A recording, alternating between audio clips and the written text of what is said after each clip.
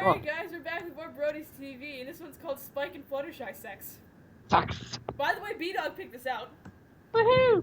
So we got Bdog, Nick, and Skootaloo. Yeah. Alright, Brad, since you picked it, you can start it off. Hold up, I dropped something. You dropped the soap, Brad. That's what you dropped. You dropped the soap. No, it wasn't soap. It was, I think. Snake. Hold up, let me go. I gotta get off.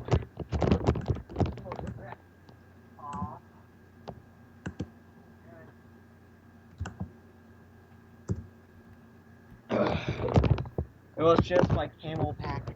Alright, go ahead and start. Oh, let me get something set up again.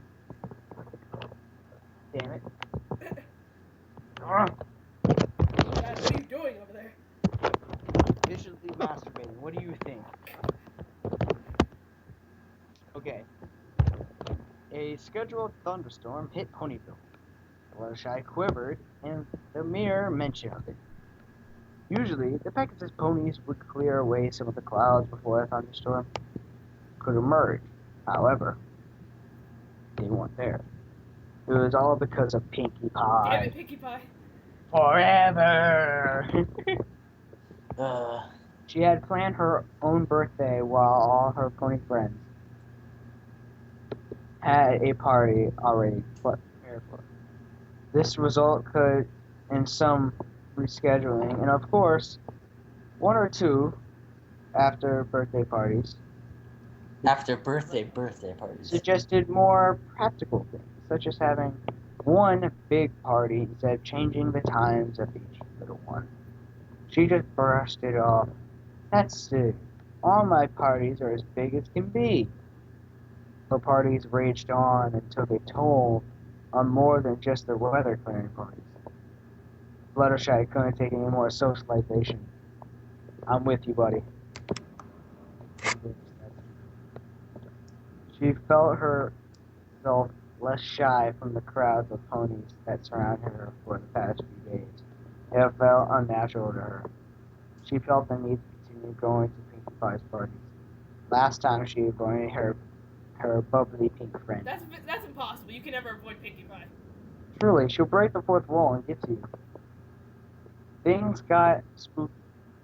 On one of the supposed last after birthday parties, Fluttershy slipped back home, which she found out was a mistake as her attention was brought back to the surrounding darkness that rumbled in the distance. She raced home, knowing all the furry friends would bring her comfort. She opened her door to find a barrage of upset animals, causing an uproar like the yellow Pegasus pony had ever seen. Oh yeah, I can understand. Come back, my friends, she passively begged at her clinging animals. Alright, does someone else want to go now? Sure. Alright. Feeling spooked by her forsaking animal friends, her senses weren't prepared for the sudden crack and enormous boom that sounded from the open doorway the animals had already bolted out of. She hesitated for a few seconds in fright before she spread her wings and flew out the door. She managed to keep herself low, but her mind was racing. She couldn't remember who was the nearest. Fluttershy caught faraway glimpses of Rarity's boutique and Sugar Cube Corner, where partying continued on. The rain began mercilessly. It obscured her view of each of her friends' houses, which sent her into a panic. She peered down at the ground below as she familiarized herself with it. The Pegasus quickly surveyed it before realizing that if she headed straight, she'd make it to Twilight's house. She was certain that her magic purple pony friend would easily find a spell that could cast out the loud booming from the library. Thoughts crossed the shy pony's mind that she might so be at the party, but she hadn't seen her. Her mind turned to the expected behavior of Twilight, imagining her sitting in bed, deep in a book, knowing full well that Twilight would give up Pinkie Pie's sanity for some studying. She changed to a more Rainbow Dash-like speed and charged down the pathway. She shrieked as one burst blasted the night sky before her eyes. Fluttershy just pumped her wings onward, her nose scrunched with the beginnings of sobbing. her face saturated with rain and tears. She soared into the door. Fluttershy was too scared to see Twilight's judging eyes upon her, so she leapt to the door, moved over her face in shame. Oh, hey, Fluttershy. Wait, no, wait. What? Fluttershy is crying? Oh, that hurts. Oh, hey, Fluttershy. Right in the feels. You, Julie, you're just continuing on.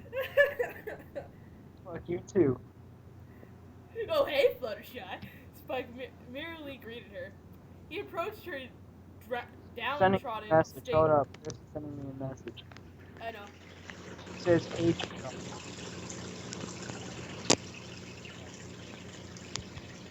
How the fuck do I spell busy? Oh, Alright, he approached her downtrodden state to find out something was up. What's the matter? Fluttershy wiped her tears instantly, not wanting him to worry. She loved baby dragons, and Spike was the only one she knew. Twilight ruined her chance to become friends with him. Fluttershy was so excited she requested everything the dragon had done since the day he was born. This had upsetted Twilight, and she made sure to stay away from Spike, knowing it was a soft spot to her unicorn friend. Fluttershy thought to herself often about how much she really likes Spike and his sarcasm. She loved animals, and this one could talk. Even if Fluttershy wanted to talk to him further, Spike had mostly everything off his scaly chest. Being the unsociable pony she was, Fluttershy didn't say more than a word or two to Spike since this saddened her, but she was powerless. Alright, Brad, you wanna go? I'm lost. We're at Is Twilight in? After the smaller paragraph. After this, that doesn't help. The Oh, here it is. Is Twilight in? Am I reading this? Yes. Is Twilight in? She sniffled. Sniff, sniff. I'm sorry. She's gone. Oh, she whispered, intensely disappointed. Yeah, she wrote to Celestia about something. She won't tell me what. He tapped his foot with jealousy. Next thing you know, the princess invites her for the night. Fluttershy straked a silent, curious look through her soggy state. Sloppy. Poor Fluttershy. Don't ask me. Twilight didn't even let me read it, just forced me to send it. He yawned and mentioned to his girlfriend, I'm beat. Let's hope for no more parties, huh? She let her head droop down and gave almost silent whimper before slowly mentioning for the doorway. Good night, then, she hesitated. You know, you can stay if you like. Spike perked up, noticing distress. Oh, I couldn't impose. Damn it, I can't say anything. That last fanfiction killed me.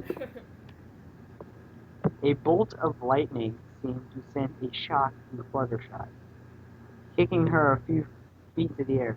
Ah, yes, please. Spike chuckled. He knew Fluttershy couldn't make a mess or ruin the place in one night. It just wasn't her nature. The purple dragon showed Fluttershy to the guest bed in which Applejack and Rarity had shared one night. Oh yeah, that episode. Yay! She thanked him quietly. He blew the lights out as she sniffled and wiped away her drying tears. Knowing Spike would be with her made everything much better. She plopped herself down onto the covers, not wanting to get too comfortable as she sprawled herself over the top, sighing silently. Took less than a minute before a loud thunderclap rocket. Oh man, poor Fluttershy, she's just getting tortured. Hat clapped to rocket Fluttershy from the bed. This is insanely Fed long. towards Spike intensely. Ooh. Popping her plot onto the floor next to a small bed. Spiky! She whispered in a loud tone, displaying a bitter frown over him. He inactively raised an eyelash. What's wrong? Oh, Spike, I'm so sorry to leave. It's fine, Fluttershy. Just tell me. Well, the lightning store, it's, making it hard for me to sleep. She was clearly shaking. From her eyes darted down around nervously. The dragon sat up in his bed. Well, how do you get sleep every other time there's a storm like this? She thought for a moment, forgetting the last time she experienced a storm. She decided to lie to her own advantage. I usually have angels to sleep next to me, so I'm not as frightened. She... Damn it. I wish I had started my train. She quickly explained, cracking a fake smile in guilt. She felt terrible for what she was doing, but the shy pony really had such an attitude. Opportunity for what? Plug? Alright, let me pause it here so I can go into part 2.